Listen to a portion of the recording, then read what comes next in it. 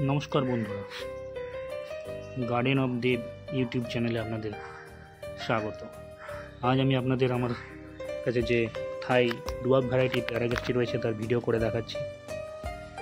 দেখুন কি সুন্দর গাছটির চেহারা। গত বছর আমি নিকটবর্তী নার্সারি থেকে পেয়ারা গাছটি সংগ্রহ করেছিলাম। এক বছরের মধ্যে গাছটি কি সুন্দরভাবে বেড়ে উঠেছে। দেখুন, এবছর বেশ কয়েকটি পেয়ারা গাছটিতে ধরেছে।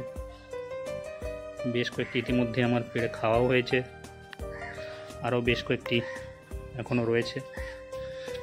ভাবলাম সব পেয়ারাগুলি পেড়ে খেয়ে নেওয়ার আগেই আপনাদের জন্য ভিডিওটি বানিয়ে ফেলি।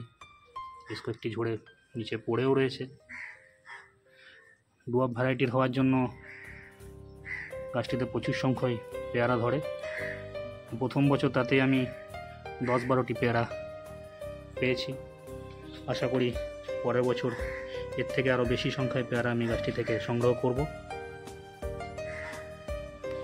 গাছ ক্রয় করার সময় অবশ্যই তার কাণ্ডটি ভালোভাবে দেখে ক্রয় করবেন। গাছের কাণ্ড বেশ মজবুত থাকলে, শক্তপোক্ত থাকলে গাছটি সহজেই বেড়ে ওঠে, সুস্থ সবল হয় এবং মারা যাওয়ার সম্ভাবনাও কম থাকে। আশা করব আপনারাও আপনাদের বাড়িতে অবশ্যই একটি থাই ডুয়ার্ফ ভ্যারাইটি পেয়ারা গাছ অবশ্যই রোপণ করবেন।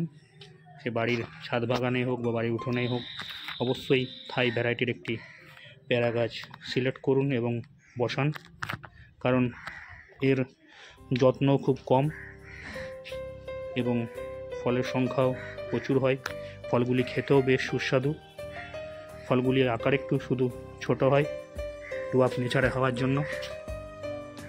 তবে আমার মনে হয় এবছর প্রচুর গরম পড়েছে বলে ফলের সাইজ আরেকটু ছোট হয়েছে। শীতকালে এর থেকে একটু বড় সাইজেরই পেয়ারাটা আমি সংগ্রহ করেছিলাম। আশা করি ভিডিওটি আপনাদের ভালো লাগলো। ভিডিওটি ভালো লাগে থাকলে অবশ্যই চ্যানেলটি সাবস্ক্রাইব করবেন, ভিডিওটিতে লাইক দেবেন, কমেন্ট করবেন। গাছটির সার্বিক চেহারা আপনাদের সামনে তুলে ধরছি। আশা করি ভিডিওটি আপনাদের ভালো লাগলো। সকলে ভালো থাকবেন। ধন্যবাদ।